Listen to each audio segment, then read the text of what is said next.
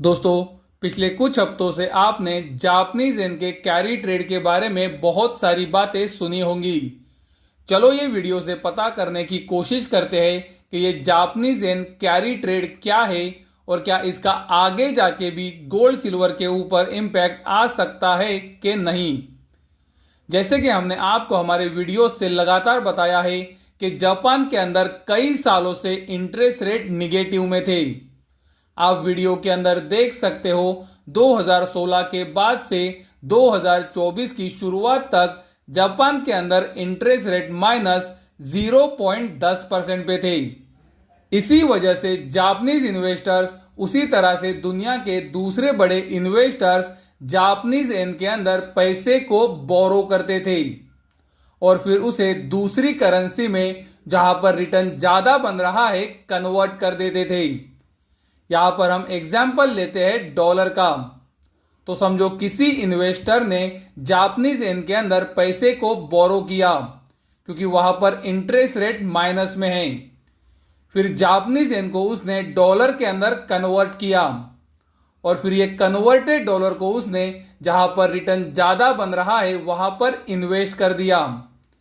जब ये इन्वेस्टमेंट खत्म हो जाती थी तो इन्वेस्टर फिर से एक बार डॉलर को जापानीज येन के अंदर कन्वर्ट करते थे और उन्होंने जो पैसा बोरो किया है उसे रीपे कर देते थे और इसे ही जापानीज येन का कैरी ट्रेड बोला जाता है। लेकिन दोस्तों 2024 के अंदर जापानीज सेंट्रल बैंक ने इंटरेस्ट रेट को बढ़ाना शुरू किया है।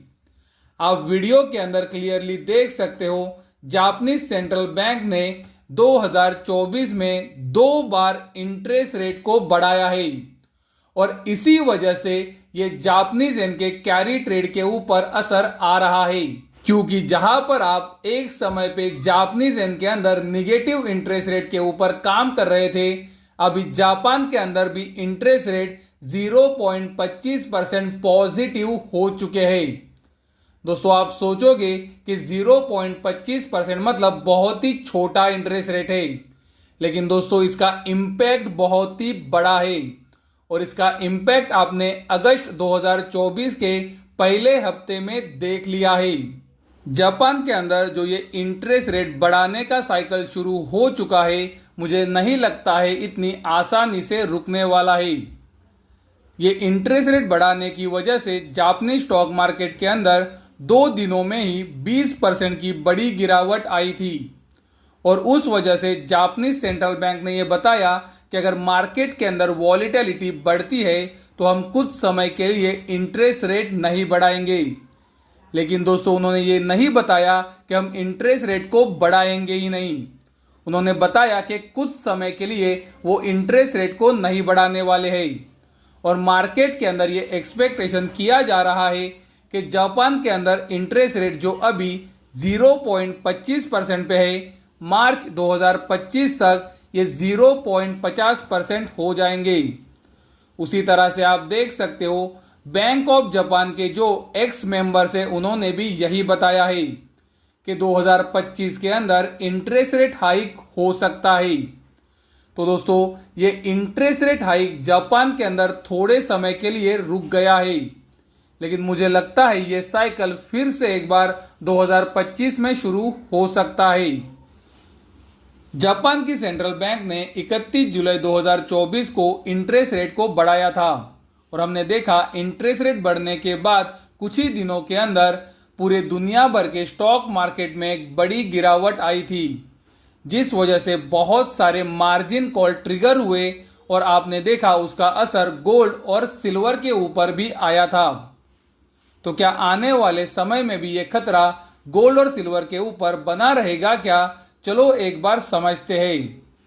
जैसे कि हमने आपको बताया कि आगे जाके भी इंटरेस्ट रेट बढ़ेंगे क्योंकि जापान की सेंट्रल बैंक कुछ समय के लिए इंटरेस्ट रेट नहीं बढ़ाएगी, लेकिन मार्केट का ये अनुमान है कि 2025 में इंटरेस्ट रेट फिर से एक बार बढ़ना शुरू होंगे। मुझे लगता है वो समय के अंदर फिर से एक बार स्टॉक मार्केट में एक बहुत ही बड़ी वॉलेटिलिटी दिख सकती है और उस वजह से गोल्ड सिल्वर के ऊपर भी प्रेशर रह सकता है। मार्केट के अंदर ये अनुमान है कि मार्च 2025 में इंटरेस्ट रेट बढ़ सकते हैं। तो मुझे लगता है अब से लेकर मार्च 2025 तक शायद मार्केट में उतनी वॉलीटिलिटी नहीं रहेगी। लेकिन अगर मार्च 2025 में जापानीज सेंट्रल बैंक फिर से एक बार इंटरेस्ट रेट को बढ़ाती है तो गोल्ड सिल्वर के अंदर भी वॉलीटिलिटी बढ़ सकती है। इसका कारण यह है कि ये जो जापानीज येन का कैरी ट्रेड है वो बहुत ही बड़ा है। दोस्तों, ये प्योर करेंसी कैरी ट्रेड बताया जा रहा है 350 बिलियन डॉलर का है। लेकिन जापानीज लोगों ने जो बहुत बड़ी इन्वेस्टमेंट दूसरी कंट्रीज में की है उसके ऊपर भी एक बड़ा असर आ सकता है। और जापानीज इन्वेस्टर्स ने लगभग 4.50 ट्रिलियन डॉलर का इन्वेस्टमेंट दूसरी कंट्रीज में किया है।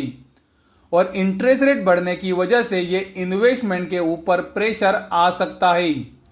और इसी वजह से मैं आपको बोल रहा हूं कि पॉसिबल है कि मार्च 2025 में अगर जापानीज सेंट्रल बैंक फिर से एक बार इंटरेस्ट रेट को बढ़ाती है तो वो समय पे फिर से एक बार हर एक असेट क्लास में वॉलीटिलिटी बढ़ सकती है।